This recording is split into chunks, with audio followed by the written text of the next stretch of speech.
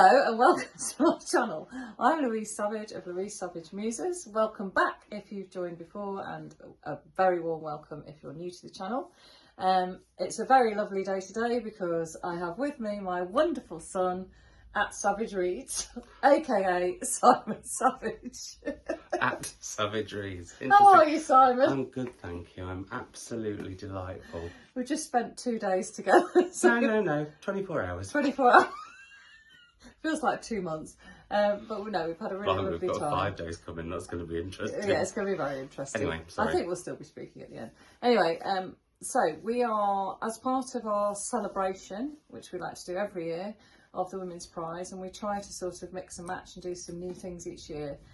We decided that we would do a kind of parallel read of some of the books on the... I like that term, parallel read. I haven't used that. I really like that. I'm going to use that in future. Of some of the books on the Women's Prize long list, and you lovely people out in the ether, you voted, didn't you, for the books that you wanted us to parallel read. Because we've done Barbara Kingsolver on my channel, yeah, and because that was a big old chunker, we thought we'd do 2 on Mum's channel. Yeah. So we have done... Well, we haven't yet. No. Sorry, we are about to do. I haven't even started reading this one yet. The Bandit Queens by Perini Schroff. And Black Butterflies by Priscilla Morris. Yes. So what we're going to do is talk about them as we read, before, during and after, and also try and sort of predict a little bit what we feel the other will be making of the books as they read them. And I'm kind of going to do my... Before I've even opened it, what I think I might get out of it, then sort of roughly around 50 pages where I'm at with it and what my initial thoughts are, and then in the middle maybe, and then at the end, but without spoilers. No! Yeah, without spoilers. Yeah, I've been trying not to spoil at all. It's quite hard. It is. It's not. I'm enjoying it, but it's quite hard. The middle bit's the hardest bit. Yeah. The end, I feel like I can surmise a book without spoiling. Yeah. But I find the middle... Yeah. Excuse me, quite tricky. Yeah, no, it is. Sorry, I've had a dandelion in Burdock. He's living his life. Oh, I am. Yeah, so there we are. Anyway, off we go to go and read these lovely, wonderful books, aren't we, Simon? And we will be reporting. What's this all about? No. You normally do it. You normally do it on my channel. Reporting back from behind our books. See you all later. Bye. So, I'm about to start Black Butterflies shortly by Priscilla Morris. It's a gorgeous sunny day, so I'm going to be reading it outside, which I thought Mum would appreciate on her channel. She's very much about her garden. I have very little preconceived ideas about what this is going to be about, other than I know that it's based on what happened in Sarajevo and the former Yugoslavia. So that's why you've got all of the explosions on the cover. I thought they were flowers the first time I saw them. I went to Yugoslavia when I was young. I went to Dubrovnik, and so I have vague memories of it and the war being on the telly when I was a kid. But that's kind of it. So I'm going into this one quite blind, really. I haven't read the blurb. I have heard a few people say it's really poignant because of what's going on in the Ukraine at the moment. Actually, I did think this was set about the Ukraine when I first heard about it ages and ages and ages ago. So yeah, I am looking forward to heading into it, and will report back when I've read like 20, 30, 40, 50 pages, whatever, and I've got into it a bit. What do I think Mum will think of this? Well, obviously I went to Dubrovnik with her, and she says she can really remember when the war happened, so I think she'll find it quite poignant and moving, but we'll see my thoughts when I get to the end. That's what I think she'll think of the story. Anyway, I'm assuming it's going to be a sad waterborne story. That's what my preconceived idea is. But yeah, time will tell. I'm going to get reading and try not to get a sunburn. Imagine, sunburn in April. So I'm just about to start reading Black Butterflies by Priscilla Morris. It's got an absolutely beautiful cover. I don't know anything about this book at all, apart from the fact that I'm very excited that it's set in Sarajevo. It's 1992. Now, I've got quite a sort of personal connection with this city. Not that's probably an exaggeration, but I went to Sarajevo in 1984. I've actually just been looking through my ancient photo albums. So this is, you see that? A lot of reflection, sorry.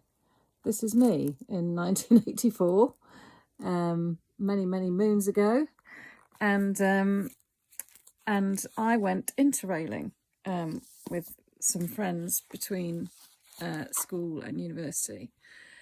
And one of the places we went to and stayed there for quite a few days was Sarajevo.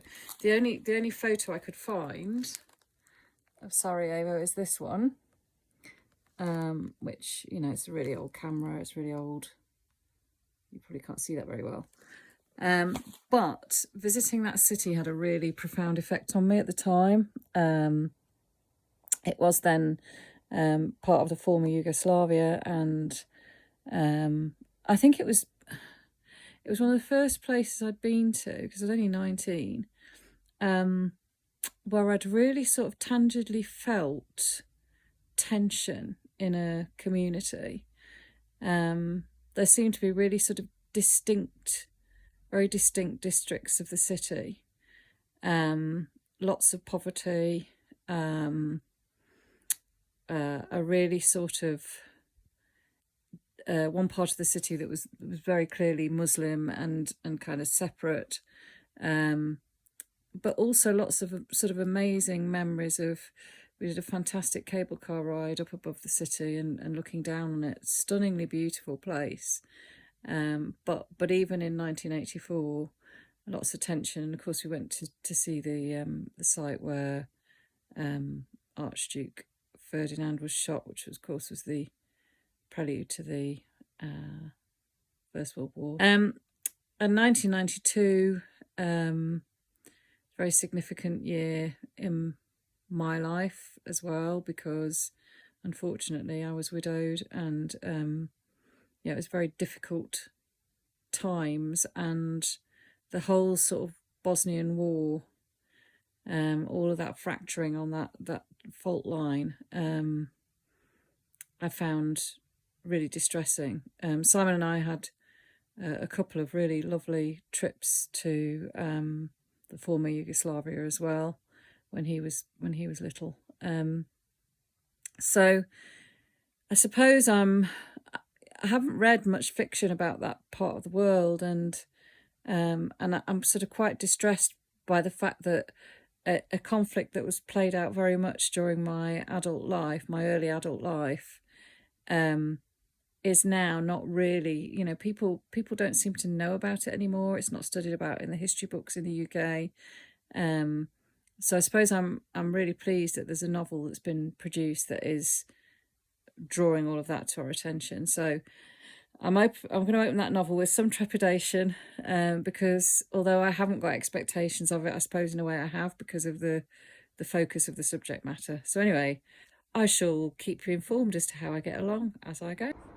Hi everyone, so I've read 50 pages of Black Butterflies by Priscilla Morris, and at first I wasn't sure.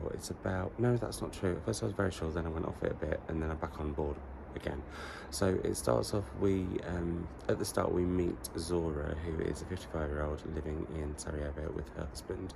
Her daughter and grandchild live in England, and her mother is staying with her, and she gets a call to say that some people have taken over her mother's flat, and so she has to go. And basically, if flats are left open, because of the sense of unease in the city and things shifting a bit, people can just take over other people's houses. I found that fascinating. I also love the fact that there's a really grumpy old lady in it, always down for that, and I don't mean Zora's mum. So that was really interesting. And then for various reasons, Zora's husband and her mum, which I didn't find 100% believable, leave without Zora to go and stay with her daughter in England. And then things start to heat up. There are peace protests happening, but there's a shootout at one of those. and then at a dinner that they're having, a dinner that Zora's having with her neighbours, the building gets shelled. And that was one of the most tense scenes I've read, especially the following element, which is just where I've got up to. The one thing I will say that narked me was there's a few inconsistencies. So after this shooting at a peace rally where she tells you that 6 people have been killed, or the news tells her that 6 people have been killed, she hopes that everyone's all right. There's a few little bits like that, and also at first I was a bit like, right, you're not really explaining what the situation is, but that has got a little bit better. And I do think, whilst books need to be Googleable and you can go off and look up stuff, actually it is the author's job to make you invested and get all the information that you need and not feel completely confused, especially as Zora wouldn't, because it would be what she knows, but maybe that's part of it. But then also, no, I don't know. So at the moment, a solid 3 out of 5. I'll be interested to see what happens. There's not many chapters, which is something I really struggle with in books, but I'm not actually struggling with this. I'm flying through it so far. So she'll read until sort of the middle-ish, around 140 pages, and catch up with you then. In terms of what my mother's thinking, I need to keep remembering to do that. I wonder if she spotted the few glitches that I have, or whether her knowledge of it a bit more than me means that she knows what's going on straight away. That would be interesting to see if she knows. And also if she mentions this whole house is being taken over, because I just found that fascinating. Yeah, and also what she thinks of the sort of high drama that suddenly happens about 40 pages in. Wonder what she'll think of all of that. Who knows, because we're not chatting the way through, so she might be saying something completely different shortly. So I've just reached about page 55 or so of Black Butterflies. I'm absolutely, totally in. I could just, unfortunately, I've got to go out to the garden and do some stuff out there, but I could sit and read it all day. I'm loving, I mean, it's set in Sarajevo. It opens in Sarajevo. There's this fantastic scene where a phone rings and a couple have to rush to their mother's flat because somebody has just walked in and taken over. And you get this really strong sense of dislocation straight away. Some fantastic characters emerging. And I love the fact that it doesn't focus on the young particularly, actually. Zora, the leading character, seems to be probably around 60, something like that. Maybe not quite that old. It really is making me think about the dislocation of war. And, you know, it's showing how, even though there were tensions in the former Yugoslavia at the time, the actual outbreak of violence just seemed very sudden to the inhabitants of the city. That's the perspective that's being shown. And I kind of get that. There are a couple of scenes that really sort of take your breath away. She's very good at kind of settling you into a particular mood and then instantly breaking that mood. And her prose is beautiful. It's really quite simplistic, but there's some wonderful symbolism. There's a bridge called the Goat's Bridge, and it sort of symbolises a lot of the division, but also the opportunities and the idea of sort of travel, movement, how restricted that becomes in this kind of scenario. So I think she's sort of really capturing the tensions that emerged during Civil War very, very well. It seems really real to me. You know, I'm reading it and I'm believing it all. There aren't any moments where my sort of credibility is strained. So yeah, I'm thoroughly enjoying it. I love the way that she's kind of showing the fine line between fighting for a cause and opportunism. It's really stealthy in the loveliest way, because she's revealing so much by focusing on a very sort of genuine, plausible, generous character. Anyway, that's all I'm going to say for now. I think Simon will be really enjoying this. I hope so. I think he'll like Zora, and I think he'll like the setting and the tension. Anyway, we shall see, won't we? We're inside now because it got a little bit chilly, and yes, it is the same day, and yes, I was wearing a jumper, as you've noticed, because sunny in April, still not hot. Anyway, my thoughts at this midway point of Black Butterflies are that I'm definitely engaged and definitely, racing through it. I'm going through it quite quickly. It's not massively long, it's like 260 pages or something like that. And it's quite a big font, which I don't mind. Anyway, this is not my thoughts on the font, etc.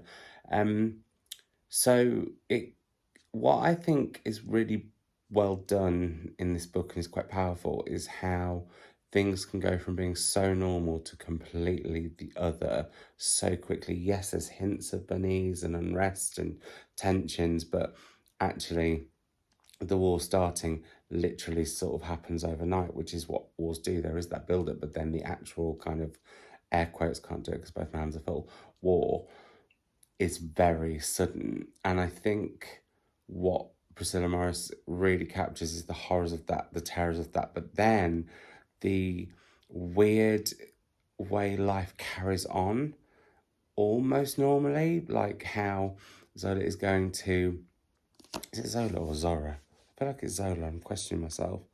Zora, I was wrong. How, for example, how Zora will be like going to work and is expected to carry on working because she's got to make money because things are still available in the shops, just more expensive. And there's the possibility of snipers shooting at her, or in some cases there's a dead body in the street, or these moments, and how she gets used to there being no electric, but then making the most of it when like there isn't, suddenly hoovering the house, or the water going, and how that kind of becomes a normality as well, or how it goes on, and I don't want to give too much away. What I will say is that after the bombing that we have at the what that I talked about when I was last talking about this, the option for her to go to her mother's never seems to be even a thing, but yet her mother's house has been untouched, we've just found out. So there's little bits like that break me out a bit, where I'm like, hang on a minute, that doesn't make sense. She's also just randomly gone seeing an uncle that has had no mention until page like 130 something. So that is occasionally breaking me out of it. But I do think how Priscilla Morris is, like I said, portraying how suddenly war will happen and things were fairly normal beforehand. Then you're expected to carry on as normal whilst war is going on. Then when things become impossible, they start to actually become the new normal. That, I think, is done so well in here. Be interesting to see how she sustains that now for the next half of the book, as I have no idea how long the war went on for. We're now in summer. I should have said the book is set into 4 different parts, I think: spring, summer, autumn, winter. I'm assuming there's a winter, I don't know. But yeah, we're heading towards the end of summer, I think. So those are my thoughts. I don't know what Mum will be making of it at all. I don't know whether she'll be finding, I mean, there's this really powerful sense as you're reading it of what bloody hell must be going. I mean, that's an understatement. I didn't want to drop the F-bomb on my mum's channel, but how Blumenek, how people are coping in Ukraine right now, because it's a very similar set of circumstances, and that's been incredibly powerful and poignant within the book. But yeah, I can't guess how she's getting on with this one. I think she'll like the characters. They're not drawn in too much depth, but they're not either. And yeah, I wonder if she feels like there's a sexual tension building between 2 of the characters in here that I do, because I do. So I'll leave you on that tease. Well, it's a lovely sunny morning in Shropshire, and I'm now over 100 pages in, and I've actually got up really early on this lovely sunny day, partly because the sun's out and partly because the family are here because it's my husband's birthday, and I know I won't get much time to read today, so I've got up early to plough on with this book because I can't put it down. I'm absolutely loving the descriptions of Zora's art and the process of painting, and how she feels about her art, what it means to her, what it does for her. And the other thing I'm really enjoying at the moment is the way that, so obviously, Sarajevo is a European city, and as in a lot of European cities, everybody lives in in apartments and flats, or most people do. So she's telling her story, but also the stories of the other people who live on her corridor, well, and some people who live below her actually, in the flats are beginning to unfold. And again, there's some really good twists and turns in those stories. So yeah, I'm not going to yabber on for long because I need to go in and get on, because otherwise I'm going to be worrying about her all day. It's that kind of book. Okay. Hey up, so I have finished Black Butterflies by Priscilla Morris, and I finished it in a day, well, half a day pretty much, on and off, and have, it's enjoyed the right word, I've been completely hooked by it. For me, in the final half, I feel like Priscilla Morris suddenly throws everything at it, and so what is a compelling, I mean, it doesn't stop being compelling clearly because I've devoured it, but what I think it loses is a slight subtlety in the fact that in the second half we have a lot about Zora's art and how suddenly she's creating all of this new kind of art, and that doesn't quite work juxtaposed with the hardships in some way, and I can't quite work out why that is for me, but it just wasn't quite working. And then we have another character that starts telling stories, so there's stories, and at one point there's letters in the book, and I just feel a bit like it's one of the things that I love about debut novels, but also can be a slight downfall, and that's where you feel like the author is kind of just throwing everything at the book, like I was saying, and I feel that sort of lessened or broke something a little bit for me, and I'm not quite sure, but I did think it was incredibly powerful. And like I said, the way this looks at how war can happen so suddenly, how you can be expected to carry on in the most extreme of circumstances before pretty much everything stops, but then that becomes the new normal, and how you deal with that, and then how you might deal with it if you are lucky enough to leave such a circumstance. Yeah, that I found incredibly powerful. And I liked the way it looked at love and how we can love different people in different ways, and what we do, well, and how love can give us hope in certain times, and what we will do to feel love. So that was interesting too. So there we go. I don't know what Mum will have made of it. I wonder if she'll feel a bit the same, like it just, that last half was so crammed with sort of different elements that it felt a lot. But I do think it's a corking book, and yeah, I'll be interested to see what Priscilla Morris writes next. So that is my thoughts on Black Butterflies. Oh, no, it's not quite, because I also want to mention that I loved where the title comes from. I mean, it's heartbreaking, but also really beautiful. And yeah, I didn't want to forget to say that, which I almost did. I'm going to go now. Bye. I'll see you when I'm talking about the next one. Well, I've finally finished reading Black Butterflies. It's so emotionally engaging, draining. I think it's one of the most exquisite books in terms of description.